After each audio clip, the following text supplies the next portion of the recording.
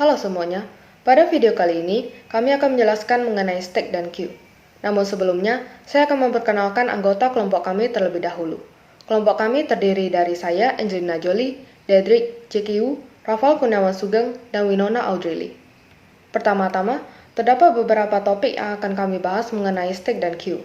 Dimulai dari definisi, contoh penerapannya dalam kehidupan sehari-hari, operasi dan algoritma yang digunakan dalam struktur data tersebut, dan kelebihan serta kekurangan dari stack dan queue.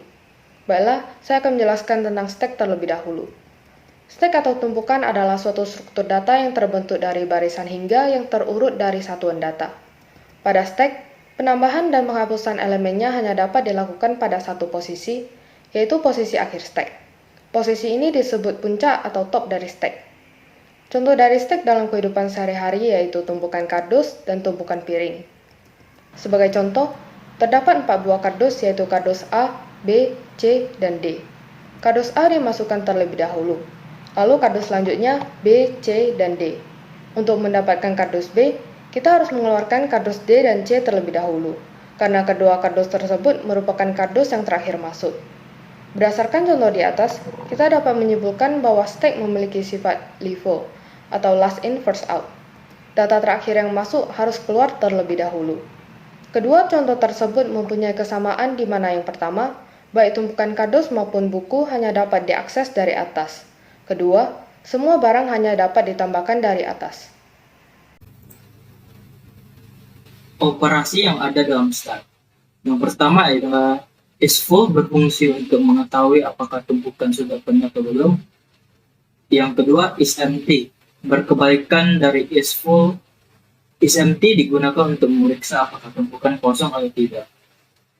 Yang ketiga, clear digunakan untuk mengosongkan stack.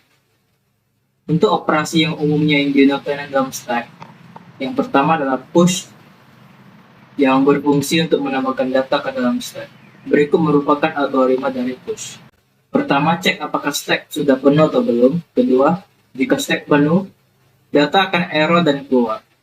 Selanjutnya, jika stack belum penuh, tambahkan data ke dalam stack yang kosong. Kemudian, tambahkan elemen data ke dalam stack di mana top merupakan bagian paling akhir. Dan terakhir, perubahan berhasil dilakukan. Yang kedua, pop adalah menghapus atau mengeluarkan elemen dari dalam stack. Berikut ini merupakan algoritma dari pop. Pertama, cek apakah stack kosong atau tidak. Kemudian, jika stack kosong, maka data akan error dan keluar. Selanjutnya, jika stack tidak kosong, akses data yang berada di bagian paling atas, lalu hapus data yang terletak di paling atas. Dan terakhir, perubahan berhasil dilakukan. Kelebihan dan kekurangan dari stack. Kelebihan: pertama, membantu mengelola data dengan metode LIFO. 2. Secara otomatis membersihkan objek. 3. Tidak mudah rusak. 4. Ukuran variabel tidak dapat diubah. 5. Mengontrol memori secara mandiri. Kekurangan: 1. Memori stack sangat terbatas. 2. Ada kemungkinan stack akan melock atau overflow jika terlalu banyak objek. 3. Tidak mungkin akses acak karena harus mengeluarkan tumpukan paling atas terlebih dahulu untuk mengakses tumpukan paling bawah. Selanjutnya, kami akan menjelaskan mengenai queue. Terdapat 2 jenis queue yang akan dibahas, yaitu simple queue dan yang kedua circular queue. Simple queue. Dalam simple queue, penyisipan dilakukan di sisi belakang dan penghapusan dilakukan di sisi depan. Artian ini menyerupai garis lurus di mana elemen diposisikan satu demi satu. Dalam simple queue, mengikuti prinsip FIFO atau first in first out. Siapa yang datang terlebih dahulu akan dilayani terlebih dahulu. Contoh dari simple queue dalam kehidupan sehari-hari adalah antrian nasabah di bank, antrian saat membeli tiket di bioskop, antrian saat mengisi bahan bakar di SPBU. Selanjutnya, circular queue. Circular queue atau bisa disebut dengan circular melingkar adalah salah satu jenis queue dengan karakteristik model antrian yang kedua ujungnya terhubung, yaitu setelah data terakhir adalah data paling awal dan sebaliknya. Sebelum data paling awal adalah data yang paling belakang. Contoh circular queue dalam kehidupan sehari-hari adalah penjaluan CPU, manajemen memori, dan pintu masuk hotel yang berbentuk lingkaran atau bunda. Operasi yang umumnya digunakan dalam queue. 1. Enqueue. Menambahkan data ke dalam antrian atau queue. Berikut merupakan algoritma dari enqueue. Pertama, cek terlebih dahulu apakah queue sudah penuh atau belum. Kemudian, jika queue sudah penuh, maka data akan overflow dan keluar. Selanjutnya, jika queue belum penuh, tambahkan data ke bagian belakang di sisi kosong, lalu tambahkan elemen ke queue di sisi belakang.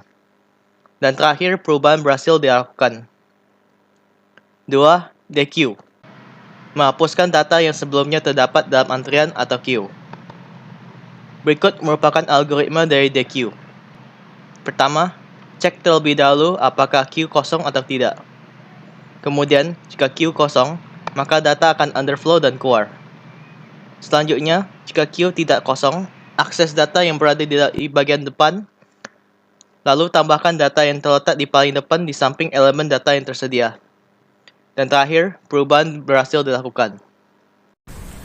Selain dua operasi di atas, ada beberapa operasi lain yang juga dijalankan dalam queue. Yang pertama adalah pick. Pick adalah proses untuk mengetahui elemen yang paling depan tanpa menghapus elemen tersebut. Kemudian yang kedua adalah is full, untuk memeriksa apakah antrian sudah penuh atau belum. Dan yang ketiga adalah is empty. Kebalikan dari is full, is empty digunakan untuk memeriksa apakah antrian kosong atau tidak. Kemudian, apa perbedaan yang terdapat di antara simple queue dan circular queue? Pertama, dalam simple queue dimungkinkan untuk memasukkan item baru dari belakang dan menghapus item dari depan. Namun, dalam circular queue terdapat kemungkinan untuk memasukkan dan menghapus elemen dari posisi apapun. Yang kedua, perbedaan keduanya adalah simple queue membutuhkan lebih banyak ruang memori daripada circular queue. Dan yang ketiga, circular queue lebih efisien daripada simple queue dalam hal performa. Berdasarkan penjelasan di atas, baik simple queue maupun circular queue memiliki kelebihan dan kekurangannya masing-masing. Seperti jika di dalam simple queue, membuat data menjadi lebih teratur dalam satu baris yang terhitung. Kekurangannya adalah membutuhkan lebih banyak ruang memori dan tidak terlalu efisien. Sedangkan dalam circular queue, lebih hemat dalam penggunaan memori dan lebih efisien dalam hal performa. Namun, data dapat diambil dari bagian mana saja, di mana membuat data lebih tidak teratur. Baik, sekian video dari kami. Terima kasih telah menonton.